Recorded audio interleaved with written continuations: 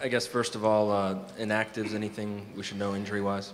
Yes, Jan has been upgraded to game time decision. He had a pretty good workout yesterday. He came back today and felt pretty good, and he had another good workout. So we're going to list him as game time and see how he feels right before the game.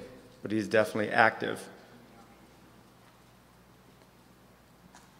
Are you surprised? Did you think he might? You told us yesterday that you thought it was unlikely that he could even have a shot for tonight. Yeah, I didn't think he. I didn't talk before I said talk to the media yesterday. I didn't hear about his workout, so I didn't know at that time. But I knew, the last 4 or 5 days it's been game time, or day-to-day decisions. And when you have a calf injury, you just have to. It is day-to-day, and you have to keep monitoring and keep giving them a little bit of an increased workload, and he's been able to do that.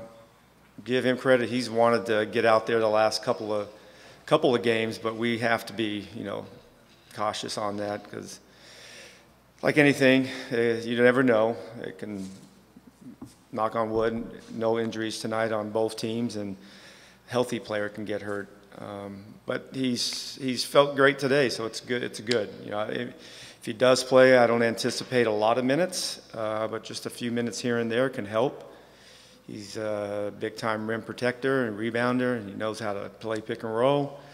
But it's good to have him back if he does play tonight. But with that being said, he hasn't played in 25 days, maybe, if I'm correct. I think 25 or 26 days. So there's going to be some rust, but we'll see. Coach, you guys are really great when you move the ball. How do you continue to do that late in the second half?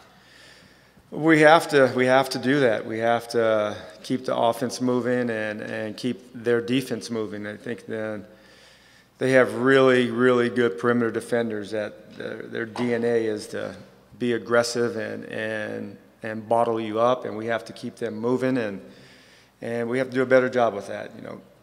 We did score 111 points and 114 points in regulation the second game.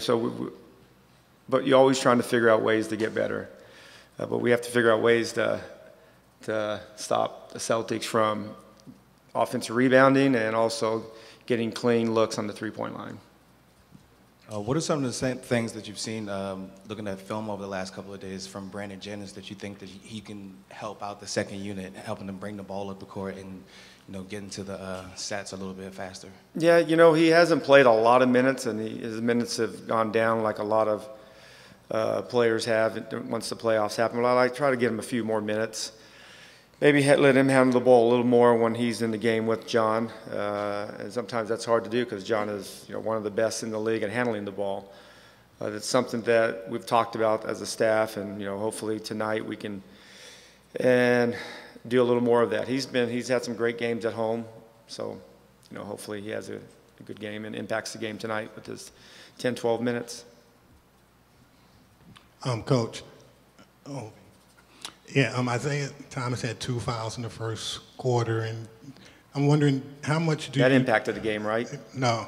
Well, how much do you balance trying to go at him? There goes the theory that, hey, my head wasn't in it, I had 2 quick fouls. Well, how much do you balance trying to go at him versus staying in your offense? Is it something that you should try to go at him to make him work more in defense? No, I believe in you play the game, and the basketball, the game tells you where you need to go.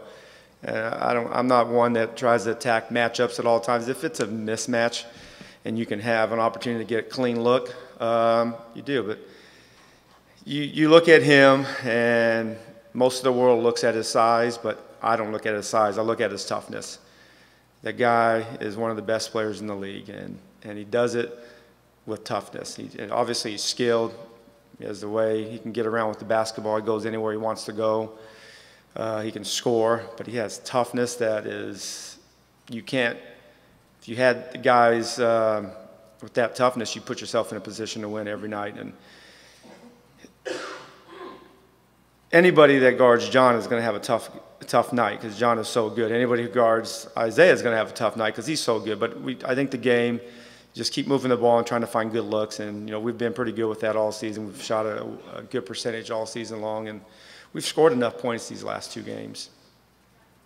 Isaiah does a good job of earning switches, and you saw that last game a few times. Keefe had to guard him with the ankle. Obviously, that's not ideal. How do you prevent those? Has that been a point of emphasis between these games?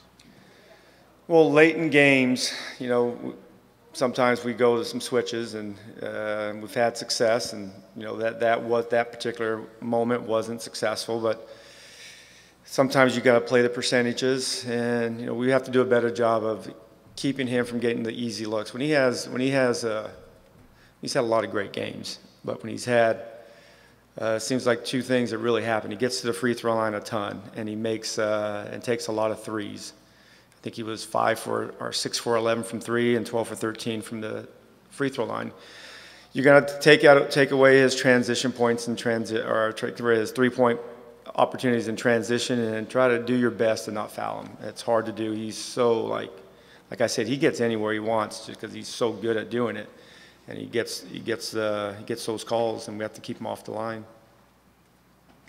Coach, yesterday Isaiah shared that Kobe's been helping him break down film, things like that. You said for the Atlanta series that Kobe's hard to guard. What are your thoughts on maybe that, Kobe helping Thomas out?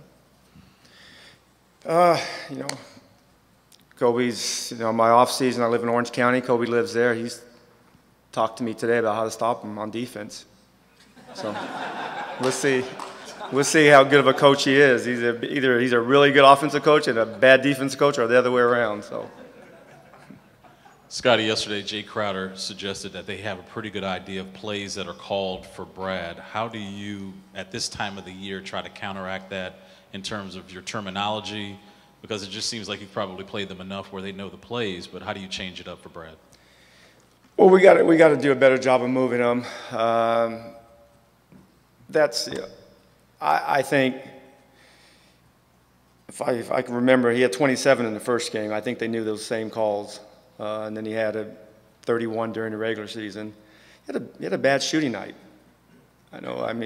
Sometimes myself included, Jordan has also had some bad shooting nights in his career.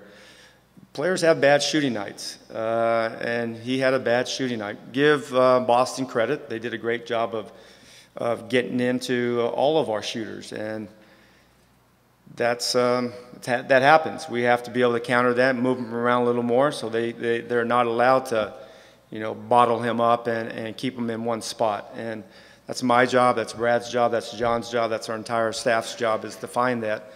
But I don't look at him as, this is going to be a tough night every night. He had a bad shooting night. He had the 15 looks. We counted 13 really good looks. And he took a couple of tough ones that he probably could have drove on a bigger player.